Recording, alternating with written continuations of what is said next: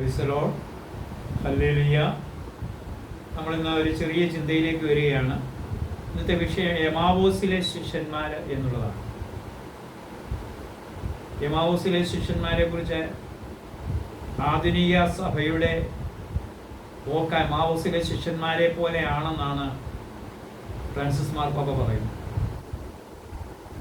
ജെറുസലേമിനെ ഉപേക്ഷിച്ചിട്ട് Emmaus, Jerusalem എന്ന് പറയുമ്പോൾ ദൈവിക സാന്നിധ്യം, ജെറുസലേം എപ്പോഴും കിഴക്കാണ്. കിഴക്കിൽ നിന്ന് പടിഞ്ഞാറോട്ട് പോവാം. പടിഞ്ഞാറ് എന്ന് പറയുമ്പോൾ കച്ചവട കേന്ദ്രമാണ് എമാവോസ്, ലോകത്തിൻ്റെ ഇമ്പങ്ങളാണ്.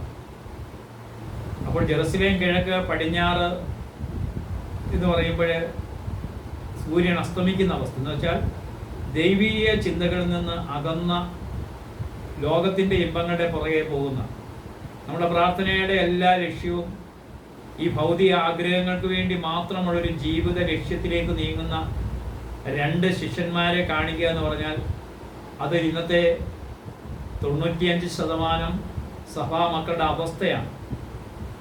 നമ്മുടെ പ്രാർത്ഥന മൊത്തം ഭൗതിക ആഗ്രഹങ്ങളെ അടിസ്ഥാനപ്പെടുത്തിയുള്ള ഒരു ജീവിതം നയിക്കുന്ന അവസ്ഥ. ഇത് വലിയൊരു അപകടമാണെന്നാണ് കാലം ചെയ്ത ബെനഡിക്ട് 16 മാർപ്പാപ്പ പറയുന്നത്. ഈ എമാവോസിലേക്ക് പോകുന്ന ഈ ശിഷ്യന്മാരെ, അവരെ കൂടെയിരിക്കുന്ന, കൂടെ നടന്ന് അവരോടൊപ്പം 3.5 വർഷം ജീവിച്ച, അവരോടൊപ്പം സംസാരിച്ച, അവരോടൊപ്പം ഭക്ഷണം കഴിച്ച ആ ദൈവത്തെ മറന്ന്, ഈശോയെ മറന്ന്, അല്ലെങ്കിൽ ഈശോയെ കാണത്തക്ക വിധം, അല്ലെങ്കിൽ കാണാൻ സാധിക്കാത്ത വിധം ഇവിടെ കണ്ണുകൾ മൂടപ്പെട്ടെന്ന് പറഞ്ഞാൽ അതിൻ്റെ അർത്ഥം ജീവിതത്തിലെ ലോകത്തിൻ്റെതായ ജീവിത വ്യഗ്രത, ഈ ലോകത്തിൽ നേടിയെടുക്കുക, എന്തെല്ലാം എനിക്ക് ഈ ലോകത്തിൽ കൂടി നേടിയെടുക്കാം. ഇന്ന് മത്സരത്തിൻ്റെ ഒരു കാലഘട്ടമാണ്. സഭയിൽ തന്നെ മത്സരമാണ്. ഒരാൾ 2 കോടിയുടെ പള്ളി വെച്ചാൽ ഞാൻ 10 കോടിയുടെ പള്ളി വെക്കും. ഒരു വ്യക്തി 2 കോടിയുടെ വീട് വെച്ചാൽ ഞാൻ 5 കോടിയുടെ വീട് വെക്കും. അവന് 50 ലക്ഷത്തിൻ്റെ കാർ എടുത്താൽ ഞാൻ 2 കോടിയുടെ കാർ എടുക്കും. എല്ലാവരും മത്സരത്തിൻ്റെതായ ഒരു ജീവിത രീതിയിലേക്ക് നീങ്ങിക്കൊണ്ടിരിക്കുന്ന ഈ കാലഘട്ടത്തിൽ, വ്യക്തിബന്ധങ്ങൾക്കും സ്നേഹബന്ധങ്ങൾക്കും കാലഘട്ടത്തിൽ നമ്മൾ വളരെ വ്യക്തമായ ഒരു കാര്യം മനസ്സിലാക്കണം. വിശുദ്ധ കുർബാനയിൽ പോലും വിശുദ്ധ കുർബാന എന്താണെന്ന് മനസ്സിലാക്കാതെ, കുർബാനയിൽ അത് ഭക്തിപൂർവ്വം നിൽക്കേണ്ട ജനം, ആ വിശുദ്ധിയിൽ നിൽക്കേണ്ട ജനം, വിശുദ്ധിയോടുകൂടി അതിൽ പങ്കെടുക്കേണ്ട ജനം, ആ സമയത്ത് പള്ളിക്കകത്ത് ഓഫീസ്, പള്ളിക്കകത്ത് പണപ്പിരിവ് നടത്തുക. പള്ളിക്കകത്ത് പണപ്പിരിവ് നടത്തിക്കൊണ്ട് പറയുകയാണ്, നിങ്ങൾ വെളിയിൽ നിൽക്കരുത്, നിങ്ങൾ അകത്ത് നിൽക്കണം. എങ്ങനെ പറഞ്ഞിട്ട് കാര്യം? നമ്മൾ വിശുദ്ധ കുർബാനയിൽ പങ്കെടുക്കുമ്പോൾ പള്ളിക്കകത്ത് ഒരു പണപ്പിരിവ് നടത്തരുത്. വിശുദ്ധ ദേവാലയത്തിനുള്ളിൽ ഒരു പണപ്പിരിവ് നടത്തുന്ന അവസ്ഥയിലേക്ക് ചില പള്ളികൾ മാറിയിരിക്കുകയാണ്. അത് വലിയൊരു അപകടത്തിന്റെ മേഖലയാണ്. ഇതാ എമാവോസ് അനുഭവമാണ്. ഈ ലോകത്തിൻ്റെതായ കാര്യം പള്ളിക്കകത്താണ് ചിട്ടി നടത്തുന്നത്. ഇങ്ങനെയൊക്കെയുള്ള ഒരു അവസ്ഥ ഭയങ്കര അപകടകരമായ അവസ്ഥയാണ്. ഒരു വ്യക്തി വിശുദ്ധ കുർബാനയ്ക്ക് വരുമ്പോൾ ഇവിടെ പണം കൊണ്ട് കൊടുക്കുക. ഇതാണ് വിശുദ്ധ കുർബാന എന്ന് പറയുന്നതിനെ തന്നെ അവഹേളിക്കുന്ന രീതിയാണ്. ഇതൊന്നും മനസ്സിലാക്കാതെ മുന്നോട്ട് പോകുക. ഓരോരോ പ്രസംഗമുണ്ട്, പക്ഷേ ജീവിതമില്ല.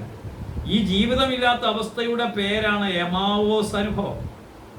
ഈ എമാവോസ് അനുഭവത്തിലേക്ക് പോകുന്ന ശിഷ്യന്മാരുടെ പ്രത്യേകത എന്താ? അവരുടെ ഈ പ്രാർത്ഥന കൊണ്ടോ ഈ ജീവിതം കൊണ്ടോ അവർക്ക് യാതൊരു സന്തോഷമില്ല. അവരുടെ മുഖം മ്ലാനവതമായിരുന്നു. കണ്ടോ? അവിടെ മ്ലാനവതമായിരിക്കുന്ന വ്യക്തിയോട് നിങ്ങൾ എന്തിനെ പറ്റിയാണ് സംസാരിക്കുന്നത്? ഇന്നും ദൈവം ചോദിക്കുന്നത്, നീ എന്തിനെ പറ്റിയാണ് സംസാരിക്കുന്നത്? ജീവിതത്തിൽ ദൈവം ചെയ്ത അനുഗ്രഹങ്ങളെക്കുറിച്ച് സംസാരിക്കുവാനും, ദൈവം എൻ്റെ ജീവിതത്തിൽ ചെയ്യുന്ന ഓരോ നല്ല കാര്യങ്ങളെക്കുറിച്ച് പറയുവാനും, ദൈവത്തെ സ്തുതിക്കുവാനും, ദൈവത്തെ മഹത്വപ്പെടുത്തേണ്ട ജനം അവർ ചെയ്യുന്നത് ലോകത്തിൻ്റെതായ പല കാര്യങ്ങളാണ്. അപ്പോൾ ഇവിടെയാണ് അവരുടെ മുഖം മ്ലാനവതമായിരുന്നു. ഈശോയെ തിരിച്ചറിയാൻ അവർക്ക് സാധിച്ചു. അവരോടാണ് ചോദിക്കുന്നത്, നിങ്ങൾ എന്തിനെ പറ്റിയാണ് സംസാരിക്കുന്നത്? ഇന്നും ദൈവം നമ്മളോട് ചോദിക്കുക, നമ്മുടെ ജീവിതത്തിൽ എന്തിനെ പറ്റിയാണ് സംസാരിക്കുന്നത്? അതനുസരിച്ചാണ് ദൈവം എനിക്ക് തന്ന ജീവിത വിജയം എന്ന് പറഞ്ഞ ഇസ്രായേലെ കേൾക്കുക, നിന്റെ ദൈവമായ കർത്താവ് ഒരേ ഒരു കർത്താവ്, നിന്റെ ദൈവമായ കർത്താവിനെ പൂർണ്ണ ഹൃദയത്തോടെ, പൂർണ്ണാത്മാവോടെ, പൂർണ്ണശക്തിയോടെ സ്നേഹിക്കണം. ഞാൻ ഇന്ന് കൽപ്പിക്കുന്ന വചനം നിന്റെ ഹൃദയത്തിലുണ്ടായിരിക്കണം. ജാഗരൂകതയോടെ മക്കളെ പഠിപ്പിക്കണം. വീട്ടിലായിരിക്കുമ്പോഴും കിടക്കുമ്പോഴും അവയെ പറ്റി സംസാരിക്കണം. ദൈവത്തിൻ്റെ വചനം സംസാരിക്കണം. ഈ വചനമാകുന്ന ക്രിസ്തു, അവൻ മുറിയപ്പെട്ടു. അവൻ മുറിഞ്ഞപ്പോഴാണ്. അതാണ് വിശുദ്ധ കുർബാനയെ കുറിച്ച് സഭ പറയുന്നതാണ്.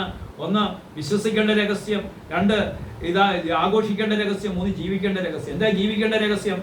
അപ്പം മുറിഞ്ഞതുപോലെ നീ മുറിയണം. കർത്താവ് മുറിഞ്ഞപ്പോഴാണ്, ഇതാ അപ്പം മുറിഞ്ഞപ്പോഴാണ് ഈശോ എന്ന് പറഞ്ഞത്. അതിൻ്റെ അർത്ഥം എന്നാ? ഓരോ വിശുദ്ധ കുർബാനയും മറ്റുള്ളവർക്ക് വേണ്ടി മുറിയപ്പെടാനുള്ളതാണ്. അവരെൻ്റെ വേദന എൻ്റെ വേദനയാണെന്ന് കാണാൻ വേണ്ടിയുള്ളതാണ്. നമ്മൾ പള്ളിയിൽ വന്നിട്ട് കുറേ പ്രാർത്ഥിച്ച് എൻ്റെ കാര്യങ്ങൾക്ക് വേണ്ടി പ്രാർത്ഥിക്കുകയാണെങ്കിൽ അതൊരു വിജാതിരി ചെയ്യുന്ന പ്രവൃത്തിയാണ്. അവരെൻ്റെ ദുഃഖം എൻ്റെ ദുഃഖമാണ്, അവരെൻ്റെ വേദനകൾ എൻ്റെ വേദനകളാണ്. 14 വർഷമായിട്ട് ജോലി ചെയ്തിട്ട് 7 മാസമായിട്ട് ശമ്പളം കിട്ടാത്ത ഒരു വ്യക്തി വന്ന് പറയുകയാണ് എൻ്റെ ജീവിതം എങ്ങനെ, എന്നെക്കുറിച്ച് യാതൊരു കരുതലുമില്ല. ഇങ്ങനെയൊക്കെ ആ അപേക്ഷയൊന്നും എടുത്ത് വായിക്കാൻ പോലും ചില വ്യക്തികൾക്ക് താല്പര്യമില്ല. ഇങ്ങനെയൊക്കെയുള്ള ജീവിത രീതിയിൽ ഇവിടെയാണ് നിങ്ങൾ ഘോരഘോരമായി പ്രസംഗിച്ചുകൊണ്ട് എന്ത് പ്രയോജനം? നിങ്ങളുടെ ജീവിതത്തിൽ കരുണയില്ലാത്ത ഈ പ്രവൃത്തി കൊണ്ട് എന്ത് പ്രയോജനം? നിങ്ങളും എമ്മാവൂസിലെ ശിഷ്യന്മാർക്ക് തുല്യരല്ലേ? അവനെ തിരിച്ചറിയാൻ കഴിയാത്ത വിധം കണ്ണുകൾ മൂടപ്പെട്ടിരിക്കുകയല്ലേ? അതുകൊണ്ട് എമ്മാവൂസ് അനുഭവം എന്ന് പറഞ്ഞാൽ, ആ എമ്മാവൂസ് അനുഭവത്തിൽ എന്ന് പറഞ്ഞാൽ അവിടെ ഒരു വ്യക്തി ആ എമ്മാവൂസ് അനുഭവത്തിൽ കൂടി അവൻ്റെ ജീവിതത്തെ വിശദീകരിച്ച് കർത്താവിനെ തിരിച്ചറിയത്തക്കവണ്ണം അവൻ്റെ കണ്ണുകളെ തുറന്ന് ആ വിശുദ്ധ കുർബാനയിൽ കൂടി മുറിയപ്പെട്ട ക്രിസ്തു, അത് അപ്പമെടുത്ത് മുറിഞ്ഞപ്പോൾ അത് ക്രിസ്തുവാണ് എന്ന് മനസ്സിലായപ്പോഴേ ഓരോ വിശുദ്ധ കുർബാനയും ക്രിസ്തുവിനെ തിരിച്ചറിയുവാണ്. അപ്പമെടുത്ത് മുറിച്ചപ്പോഴാണ് ക്രിസ്തുവാണെന്ന്. എന്തിൻ്റെ അർത്ഥം? നീ മറ്റുള്ളവർക്ക് വേണ്ടി മുറിയണം. കഴിഞ്ഞ ക്ലാസ്സിലൊക്കെ പറഞ്ഞിട്ടുണ്ടല്ലോ, 2 താലന്തുകൾ ദൈവം നമുക്ക് തന്നിട്ടുണ്ട്, കരുണയുടെയും സ്നേഹത്തിൻ്റെയും താലന്ത്. ഈ താലന്തുകൾ നമ്മൾ കുഴിച്ചിട്ടിട്ട് ഇന്ന് നമ്മൾ ഘോരഘോരം പ്രസംഗിച്ചുകൊണ്ടിരിക്കുക. നമ്മുടെ ജീവിതത്തിലെ ഈ ക്രിസ്തു ചൈതന്യം നഷ്ടപ്പെട്ടുകൊണ്ടിരിക്കുക. പ്രസംഗം മാത്രമേ ഉള്ളൂ, ജീവിതമില്ലാത്ത പ്രസംഗങ്ങൾ നടത്തരുത് പ്രിയരെ. ജീവിതമാണ് നമ്മുടെ ജീവിതമാണ്. നമ്മൾ വിശുദ്ധ കുർബാനയെക്കുറിച്ച് പ്രാർത്ഥിക്കുമ്പോൾ ഭയത്തോടും വിറയലോടും കൂടി നിൽക്കേണ്ടിടത്ത് പണപ്പിരിവുകളും ചിട്ടിപ്പിരിവുകളും ഒക്കെ നിങ്ങൾ നിർത്തണം. നിങ്ങൾ അതിന് പ്രത്യേക ഓഫീസുകൾ കണ്ടെത്തണം. അങ്ങനെ കണ്ടെത്തിയില്ലെങ്കിൽ അതിനുള്ള വലിയ വില ദൈവസന്നിധിയിൽ കൊടുക്കേണ്ടി വരുമെന്ന് നിങ്ങൾ മനസ്സിലാക്കുക. ഒരു അൾത്താരയിൽ നിന്ന് പ്രസംഗിക്കുമ്പോൾ ഈ പ്രസംഗിക്കുന്ന വ്യക്തി ആദ്യം ചിന്തിക്കണം, ഞാൻ ഇത് വിശദീകരിച്ചിട്ടാണോ? ജെറുസലേം ദേവാലയം വിശദീകരിച്ചിട്ടാണ് ഈശോ അവിടെ പ്രസംഗിച്ചത്. അപ്പോൾ വിശുദ്ധീകരണം നടക്കേണ്ടത് നമ്മുടെ ദേവാലയത്തിൽ തന്നെ. ഇത് മനസ്സിലാക്കാതെ ഘോരഘോരം പ്രസംഗിച്ചിട്ടൊന്നും യാതൊരു കാര്യവുമില്ല പ്രിയരെ. അതുകൊണ്ട് എമ്മാവൂസിലേക്ക് പോയ ശിഷ്യന്മാരെ അവരെ അപ്പമെടുത്ത് മുറിച്ചപ്പോൾ അത് ക്രിസ്തുവിനെ തിരിച്ചറിഞ്ഞ് അവരിതാ ജെറുസലേമിലേക്ക് പോവുകയാണ്. ഈ ജെറുസലേം അനുഭവമാണ് നമുക്ക് വേണ്ടത്. അതിനുവേണ്ടിയാണ് നമ്മൾ പ്രാർത്ഥിക്കേണ്ടത്. ഹല്ലേലൂയ.